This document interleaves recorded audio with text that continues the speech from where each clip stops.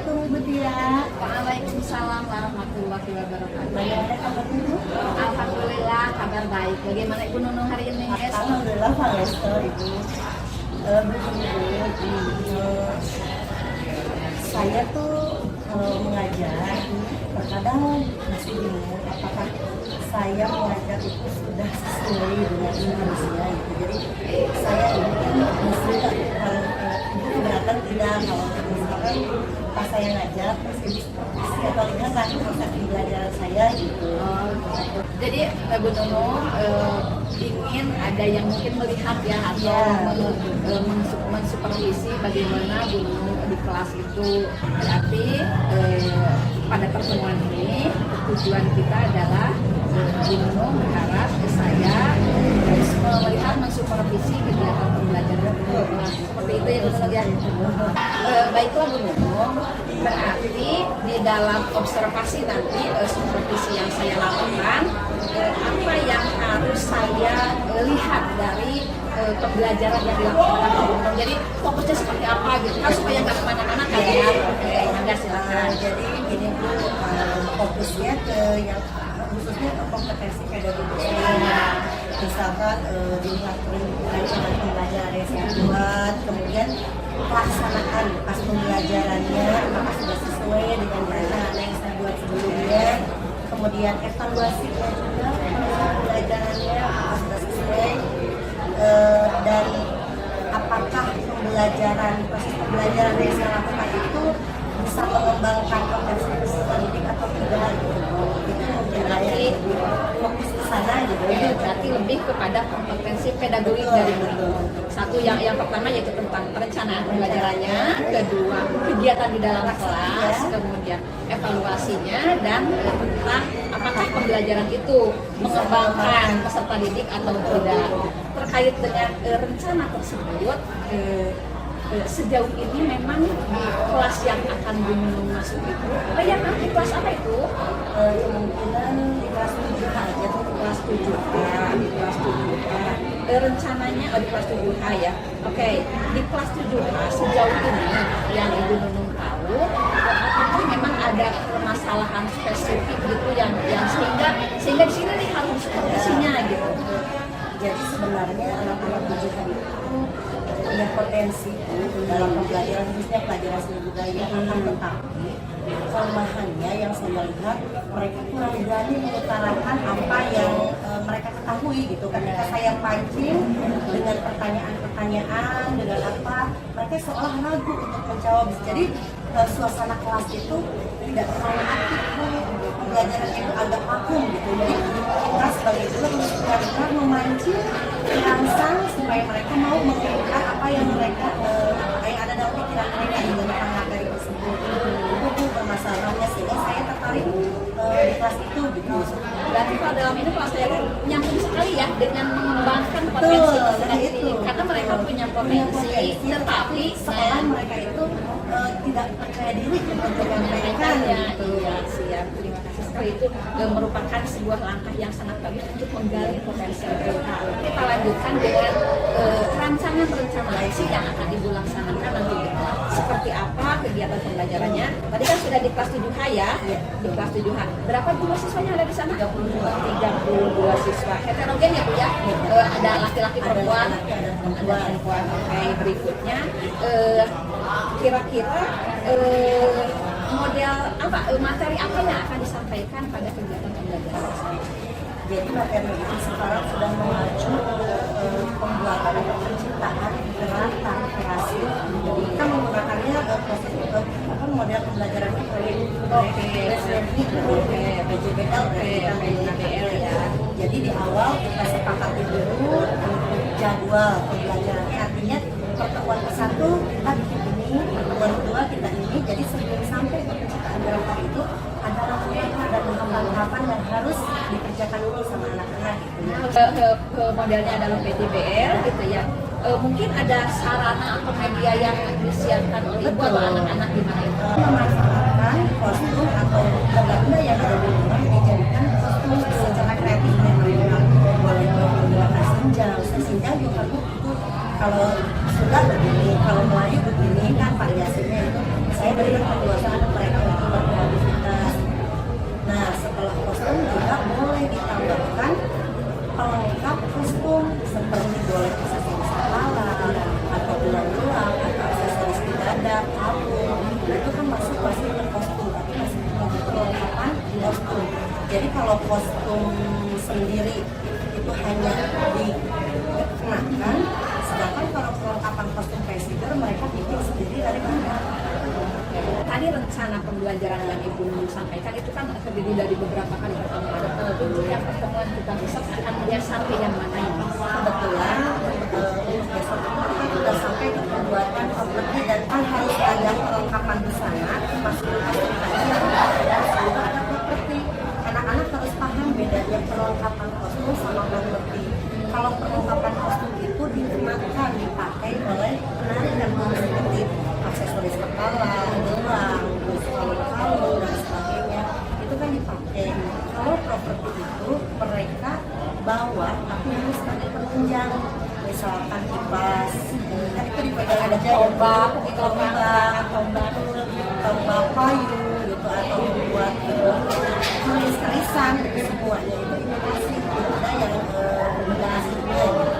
Dan saya selalu menekankan sama anak-anak bahwa yang namanya perlengkapan busana itu pertama harus bahannya itu aman, tidak mengandung api, tidak beracun, tidak mudah meledak, makanya bahan yang aman gitu ya. Kemarin Berarti dalam hal ini anak-anak juga akan bisa mengklasifikasikan, mengidentifikasi mana bahan yang aman dipakai dan mereka akan menyingkirkan bahan-bahan yang betul sekali. Itu menjadi sebuah pembelajaran pengalaman buat mereka. Baiklah Bu, saya lanjutkan dengan berarti dalam hal ini tujuan pembelajaran yang ingin dicapai dari kegiatan pembelajaran tersebut seperti apa? Tujuan akhirnya sebenarnya lebih ke menciptakan pola gerak tari tradisi. Sangat menarik sekali hubungan dengan rencana yang akan dilaksanakan. Kira-kira pelaksanaannya kapan yang kita akan saya akan melihat semua yang menarik itu gitu. Untuk pertemuan sekarang berarti kita udah masuk ke pembuatan perlengkapan tadi karena anak-anak musiknya udah siap, jadi di pertemuan sebelumnya mereka udah presentasi musiknya udah siap, udah ada presentasi juga buat kostum, dan untuk pertemuan sekarang mereka akan membuat nanti perlengkapan kostum gitu. Jadi kelasnya insya Allah kita besok ya Bu ya, insya Allah laksanakan besok di kelas 7. Barangkali itu bisa saya sampaikan, mudah-mudahan besok pas pelaksanaan itu bisa menemanikannya, ngajar, bisa melihat dari mulai tadi yang udah disebutkan, dari rencana saya bisa paparkan, pelaksanaan termasuk untuk masuknya, kita lihat gitu ya, mudah-mudahan itu bisa mengembangkan anak-anaknya, yang mengembangkan potensi anak-anak. Jadi insya Allah semoga kita selalu sehat. Amin.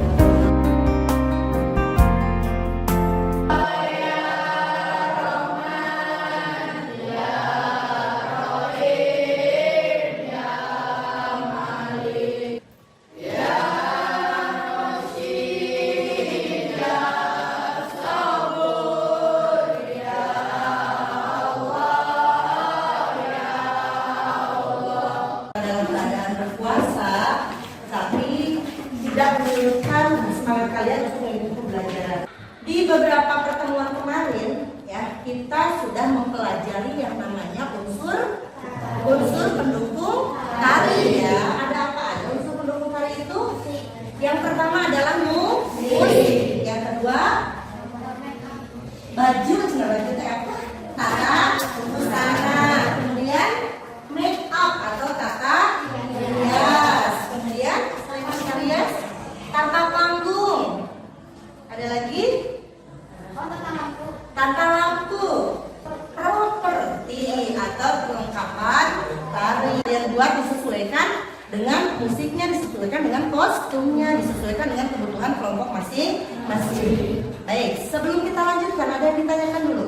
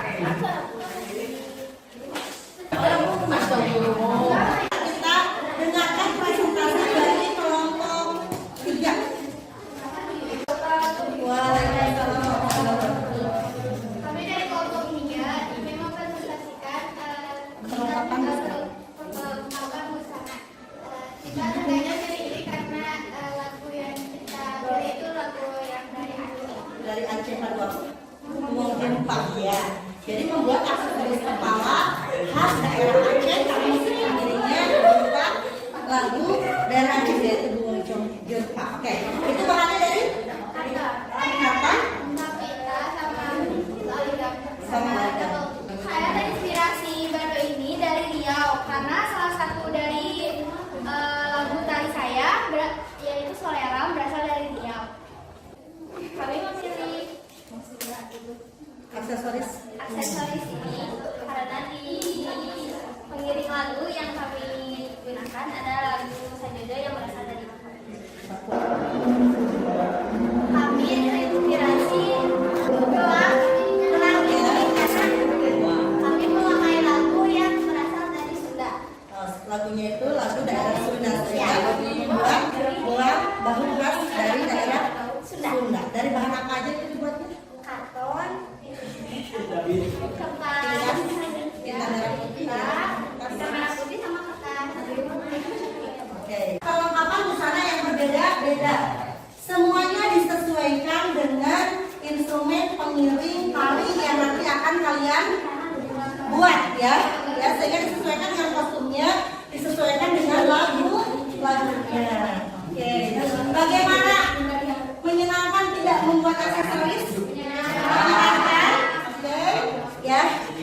Berarti untuk minggu depan kita lanjutkan dengan penyusunan pola gerak tarinya. Yang harus kalian perhatikan untuk membuat pola gerak tari adalah pola lantai. Pola lantainya disiapkan pola lantai apa, levelnya mau bagaimana, kemudian komposisi tarinya mau apa yang kalian gunakan, komposisi tari kelompoknya. Ada yang ditanyakan dulu sebelum ibu tutup? Boleh? Latihannya kita satu pertemuan latihan di sekolah ya, satu pertemuan nanti minggu depan itu menyusun pola gerak tari sekaligus latihan, minggu depannya lagi penilaian. Alhamdulillah pembuatan properti tari dan perlengkapan busana hari ini selesai semuanya ya, mudah-mudahan semuanya sehat, panjang umur, kita bertemu lagi di pertemuan berikutnya. Jangan lupa sudah membuat merancang pola gerak tari masing-masing ya. Sekian untuk hari ini. Sebelum ibu tutup, kita ucapkan hamdalah bersama-sama. Pembelajaran hari ini pasti kita laksanakan. Sekian, assalamualaikum warahmatullahi wabarakatuh. Waalaikumsalam.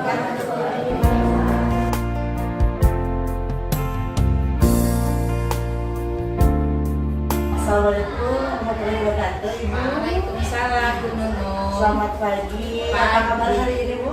Alhamdulillah. Sehat Bu Nunung gimana? Alhamdulillah. Iya, ini kenalkan, ini Ibu pengajar Oh, praktik Assalamualaikum, instruktur Ibu. saya di pendidikan guru honorer. Beliau Ibu Yunis SPD, Kepala SD Negeri Malangbong. Bu Pepe ini Ibu Nunung yang kemarin menjadi model waktu observasi saya. Ya, silakan. Kita lanjutkan obrolan sebelumnya, Ibu.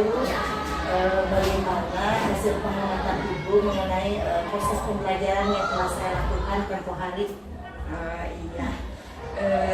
Baiklah Bu Nunung, terima kasih ya. Ini sudah kita sampai di tahap yang ketiga untuk menyampaikan refleksi atas pembelajaran yang sudah dilakukan kemarin. Begini, melihat dari rencana yang sudah disampaikan pada pra-observasi, Bu Nunung itu menyampaikan pada saya bahwa Ibu tolong dilihat tentang rencana pembelajarannya, apakah sudah sinkron dengan pelaksanaan pembelajarannya dalam hal ini prosesnya.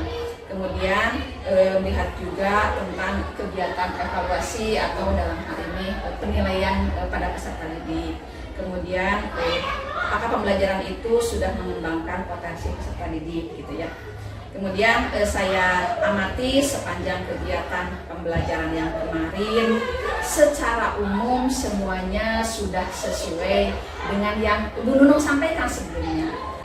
Begini, saya coba amati dari rencana pelaksanaan pembelajaran dengan proses yang terjadi di dalam kelas itu sudah sesuai, sudah sangat sesuai. Saya lihat mulai dari Ibu membuka pembelajaran, mulai dari salam, mengajak anak-anak untuk bersama-sama berdoa, kemudian membacakan Asmaul Husna, kemudian mengajak anak-anak untuk persepsi gitu. Ibu menceritakan bahwa kemarin bla bla bla ceritanya seperti itu sudah sangat mengaitkan antara pembelajaran hari ini yang akan dilaksanakan dengan yang terjadi kemarin. Kemudian proses selanjutnya anak-anak juga diajak untuk berkelompok. Setelah itu mereka menyampaikan laporannya gitu ya. Kemudian diakhiri dengan penutup dan salam. Itu sudah sesuai dengan yang direncanakan. Menurut saya itu sudah top banget gitu ya.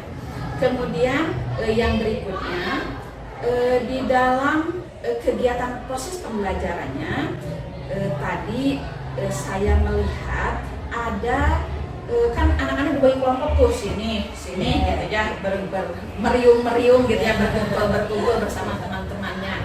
Saya melihat anak-anak yang aktif banyak yang aktif, tapi ada 1-2 gitu yang belum aktif ya, benar ya. Kemudian itu yang belum aktif gitu, kelihatan masih ada kemana-mana gitu, badannya ada di situ sih, tapi mungkin pikirannya di mana. Nah itu yang belum aktif, mungkin itu bisa menjadi catatan ke depan, mungkin harus bagaimana mungkin ya menghadapi yang seperti itu. Kan harapannya semua anak bisa aktif dalam kegiatan pembelajaran.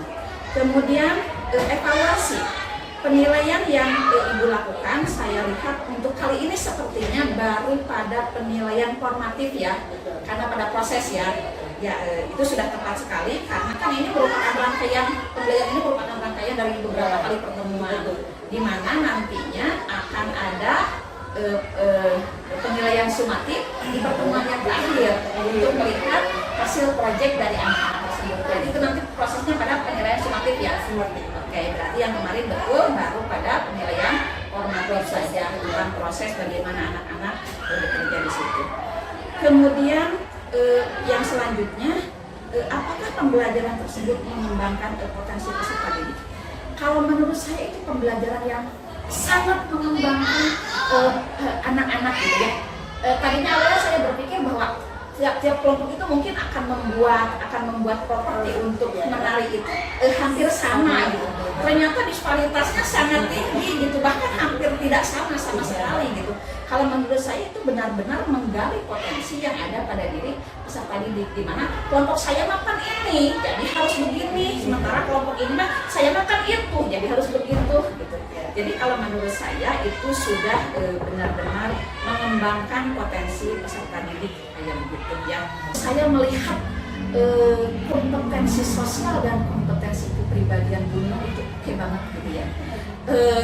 Cingobo dalam bahasa Cingobo bersama anak-anak di bawah gitu ya, tanpa ragu ngobrol gitu, bercerita oh ini harus begini, itu harus begitu, itu sudah benar-benar dari hati gitu, menjadi benar-benar itu hati seorang pendidik gitu, dan saya salut dengan hal itu. Kemudian saya kadang-kadang harus jadi merinding. Saya melihat ibu membantu anak yang kesulitan memasangkan ini siger di kepalanya gitu, dengan tanpa beban gitu. Ayo bantu sama ibu, berkali-kali dibantu, dibenerin gitu. Itu benar-benar keluar dari seorang pendidik yang hatinya memang sudah di situ gitu. Kalau dia bukan seorang pendidik yang dengan seluruh hatinya tidak akan melakukan itu dengan setulus gitu. Nah itu keren sekali, berarti sudah bukan hanya kompetensi pedagogik, berarti ya sudah kompetensi sosial dan kompetensi kepribadiannya sudah sangat penting. Nah tapi tentu sebagai manusia nggak ada yang sempurna ya, tidak ada yang sempurna.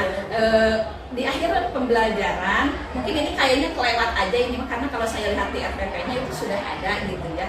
Mungkin lupa membuat kesimpulan bersama anak-anak, betul ya? Betul, membuat kesimpulan bersama anak-anak itu yang sepenuhnya terlewat. Refleksi sudah ada. Ketika ibu bertanya anak-anak bagaimana pembelajaran hari ini, dengan kita membuat properti seperti ini, anak-anak menjawab ibu senang kami mengikuti pembelajaran ini, itu sudah merupakan refleksi. Cuman saya menunggu ketika akhir ini mana lainnya belum ada gitu.